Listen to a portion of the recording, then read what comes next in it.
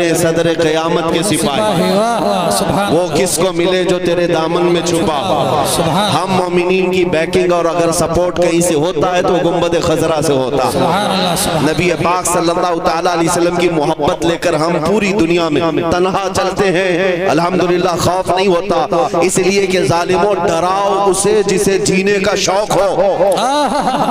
موت سے ڈرانا، جیل سے ڈرانا، پھانسی سے ڈرانا، اسے ڈراؤ جسے جینے کا شوق ہے۔ ہم تو روز رات یہ سوچ کر کے سوتے ہیں کہ کب ملک الموت آئے، روح قبض کرے اور ہمارے نبی سے ہماری ملاقات کرائے۔ سبحان اللہ، سبحان اللہ، نعرہ تکبیر، نعرہ رسالت، اجتماع پیغام حق، علماء اہل سنت، مفتی محمد سلمان صاحب قبلہ ازہری، نعرہ تکبیر، سبحان اللہ۔ ہے شب غور بھی اسی گل سے ملاقات کی راہ۔ عزیزان گرامی وقار، میں بات یہ کہہ رہا تھا، آپ اپنا جوش تھوڑی دیر کے لیے خاموش رکھیں، تھوڑی دیر کے لیے میں بات یہ کہہ رہا تھا کہ ان کی اتنی طاقتوں کے ماتحت ہونے کے بعد لومڑی اور لومڑا چند کمروں کے اندر بیٹھ کر کے ویڈیو بنا کر وائرل کر کے مسلمانوں کے دلوں کو چھلنی کرنے کی کوششیں، اور ہیپوکریسی جو ڈیموکریسی ختم ہو کر ہیپوکریسی جو آئی،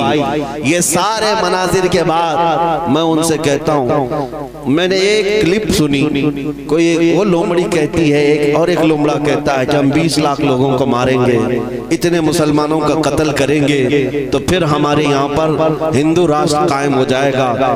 ظالموں، تمہارے اندر اتنی ہمت ہی نہیں ہے، مارنے مرنے کی بات پاکھنڈیوں سے ہو ہی نہیں سکتی، کبھی ہو ہی نہیں سکتی۔ ایک بات میں کہوں گا، اگر مارنے اور مرنے کا شوق ہی ہے تو چلو میں بھی چلتا ہوں، تم بھی چلو، بارڈر پر کھڑے ہو جاتے ہیں۔ اب بارڈر پر کھڑے ہوں گے، اپنے دیش کی رکشا کرتے ہیں، اپنے دیش کی حفاظت کے لیے چلو بارڈر پر چلتے ہیں، پھر دیکھا جائے گا کہ کتنی گولیاں تم کھاتے ہو، کتنی ہم کھاتے ہیں۔ اور میں اکیلے کی بات نہیں کر رہا ہوں، انشاءاللہ العزیز جس دن میرے ملک عزیز کی حفاظت کی بات آئے، یہ علماء بھی حاضر ہوں گے، یہ مجمع بھی حاضر ہوگا انشاءاللہ، اس لیے کہ اس ملک کو ہم نے خون جگر سے سینچا، یہاں ہماری تاریخ موجود ہے۔ عزیزان گرامی وقار، ان آتنکیوں کے گلے میں اگر حکومت نے پٹا نہیں ڈالا تو یہ کتے ان حکومتوں کو ہی نوچ کھائیں گے۔ وہ دن بھی آئے گا جب یہی کتے ان کے لیے بھاری پڑ جائیں گے، یہی بھاری پڑ جائیں گے۔ اندازہ کر لے میرے عزیزوں، قارون شاید یہ سمجھتا ہے کہ پیسے کی ریل پیل سے میں 100 سال جی لوں گا، یہ شداد، یہ حامان، یہ فرعون یہ سمجھتا ہے کہ میں اپنی طاقت کے بل بوتے پورے لوگوں کی گردنوں پر حکومت قائم کر لوں گا۔ وہ تو بڑی طاقتیں تھی، تمہاری حیثیت مچھر کے برابر بھی نہیں۔ اور اگر حکومتیں کھلے عام یہ ساری باتیں کر رہی ہیں میرے عزیزوں، ایک تاریخ یہاں ویسی بھی آئی تھی 100 سال پہلے، 100-150 سال پہلے، 1857 کی تاریخ، جس کو انگریز آج بھی غدر کہتا ہے، انگریز آج بھی غدر کہتا ہے۔ 1857 کی تاریخ میں انگریزوں کو بھی یہی نشہ چڑھا تھا، یہی نشہ چڑھا تھا کہ ہم جو چاہے کر لیں گے، قتل عام کریں گے، مار ڈالیں گے۔ اس وقت کفایت علی کافی رحمت اللہ تعالیٰ علیہ کو پھانسی پر چڑھایا تھا، پھانسی پر چڑھا کر کے جشن منائے تھے 8 دن تک۔ کیوں کفایت علی کافی کو چڑھایا تھا جانتے؟ ایک عالم ربانی کو اس لیے چڑھایا تھا کہ وہ بولتے تھے تو ہزاروں کا مجمع جمع ہوتا، لوگ ان کے پیچھے دیوانہ وار گھومتے، تو ایسے علماء تو ان کو کھلتے ہیں۔ پھانسی پر چڑھا کر کے 8 دن تک جشن منایا تھا، لیکن خدائی قانون انہیں معلوم نہیں۔ تم ایک کفایت علی کافی کو جو یہ کہتا تھا کوئی گل باقی رہے گا نہ چمن رہ جائے گا، پر رسول اللہ کا دین حسن رہ جائے گا، پھانسی پر چڑھا کر کے تم نے یہ سوچا کہ ایک عاشق رسول کی زبان بند کر دیا، اسے گردن سے الگ کر کے جسم کو الگ کر دیا، اب امت ٹھنڈی ہو جائے گی، یہ جماعت سو جائے گی۔ لیکن مولا تعالیٰ کا احسان تو دیکھیں، مراد آباد زیادہ دور نہیں ہے، کفایت علی کافی کو یہاں پھانسی پر چڑھا رہا ہے انگریز، اور مولا پڑوس میں بریلی میں امام احمد رضا کو پیدا کر رہا ہے۔ زیادہ فاصلہ نہ شہروں کا ہے نہ تاریخ کا ہے۔ ایک عاشق رسول اگر تمہارے ہاتھوں پھانسی پر چڑھا ہے تو اللہ تعالیٰ نے دوسرا ایسا عاشق پیدا کیا جس نے کروڑوں دلوں میں یہ عشق بھر دیا، کروں تیرے نام پہ جاں فدا، نہ بس ایک جاں دو جہاں فدا، دو جہاں سے بھی نہیں جی بھرا، کروں کیا کروڑوں جہاں نہیں۔ میں بات یہ کرنا چاہتا ہوں تم جتنے چراغ بجھاؤ گے مولا اتنے چراغ اور روشن فرمائے۔ سبحان اللہ سبحان اللہ۔ جس کو تم پکڑ کر کے قتل کرنے کی دھمکی دیتے ہو، یہ اسلام نہ کل مٹا تھا نہ آج مٹا ہے نہ صبح قیامت تک مٹا سکو گے۔ اللہ نے قرآن پاک میں فرمایا ہے یریدون لیطفئوا نور اللہ بافواہہم واللہ یرید ان یتم نورہ ولو کرہ الکافرون۔ مشرکین یہ چاہتے ہیں کہ اپنے منہ کے پھونکوں سے اللہ کے چراغ کو بجھا دیں، اور یہ ہو نہیں سکے گا۔ اللہ اپنے چراغ کو روشن کر کے رہے گا، کافر اگرچہ اس کو ناپسند کریں، کافر اگرچہ اس کو ناپسند کرے۔ میرے عزیزوں، بات صرف اتنی مجھے کرنی ہے، تمہارا اپنا رول کیا ہونا چاہیے؟ کیا یہی جوش کے نعرے جو ہم پنڈال میں بیٹھ کر کے کریں؟ کیا ہماری یہی تقریریں جو جلسے تک رہے؟ نہیں میرے عزیزوں، ہمارا لقب، ایک مومن کا لقب یہ تھا کفن بردوش۔ یہ سینے پر بلکہ اپنے کندھے پر کفن لے کر کے چلتا ہے، اسے موت سے خوف نہیں ہے۔ تو یہ خوف جب تمہارے سینے سے نکلے گا تو حق بولنے کی ہمت اتنی بڑھتی چلی جائے گی۔ زیادہ سے زیادہ تمہیں کس بات سے ڈرایا جاتا ہے آج؟ پھانسی سے، یہ سب سے ہائیسٹ سزا ہے نا، یا جیل سے؟ یہ دونوں چیزیں ایک مومن کے لیے کوئی معنی نہیں رکھتی۔ جیل کی سلاخوں پر جانے کے بعد بزرگوں نے لکھا بھی ہے کہ اے مومن گھبرانا نہیں، اگر مصطفیٰ کے نام پر گیا ہے، اگر نبی پاک کے نام پر گیا ہے تو اندر جانے کے بعد ہو سکتا ہے تیری ماں، تیری بیوی، تیرے بھائی دیکھنے نہ آئیں، لیکن ایک رات ضرور آئے گی جب تاجدار مدینہ خود تشریف۔ سبحان اللہ سبحان اللہ۔ وہ بھی خوف نہیں رکھنا، حضور کے انتظار میں ہم دن کاٹ لیں گے، حضور کے انتظار میں ہم راتیں کاٹ لیں گے۔ اور رہی بات پھانسی کی، اس کے متعلق بھی روایتیں موجود ہیں کہ جن جن غلاموں کو ظالموں نے اپنے ہاتھوں سے قتل کیا یا پھانسی پر چڑھایا، پھندا بعد میں لگا، چہرہ مصطفیٰ پہلے موجود۔ سبحان اللہ سبحان اللہ۔ وہ نبی پاک صلی اللہ تعالیٰ علیہ وسلم تشریف فرما تھے۔ عزیزان گرامی وقار، یہ دو تمنائیں جس کے پاس ہیں، پھر اسے کس بات کا خوف ہے؟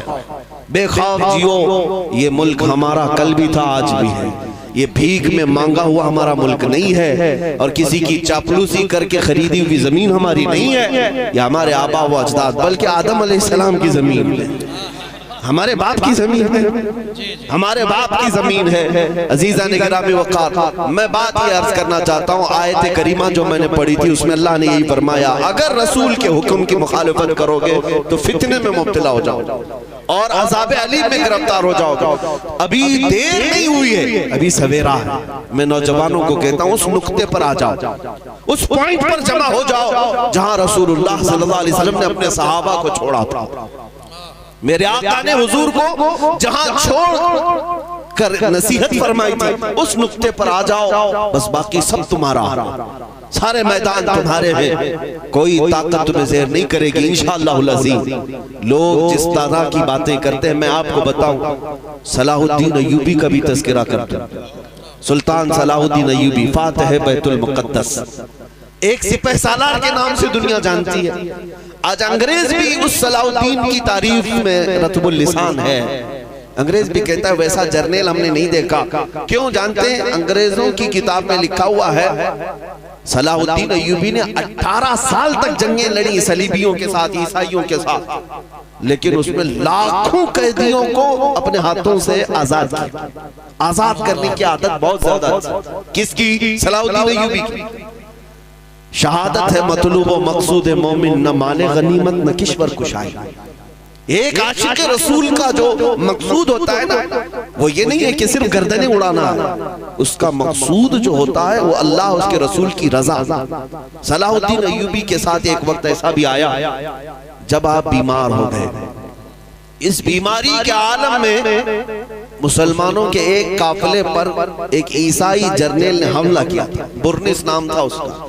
اس نے حملہ کیا اور سارا مال لوٹ لیا، کوڑے لگایا، عورتیں بھی تھی، بچے بھی تھے اور بھی لوگ تھے، لیکن مارتے مارتے اس ظالم نے کیا کہا تھا جانتے ہو؟ اے مسلمانوں پکارو اپنے محمد کو، محمد کو بلاؤ، کیوں تمہاری مدد کے لیے نہیں آتا؟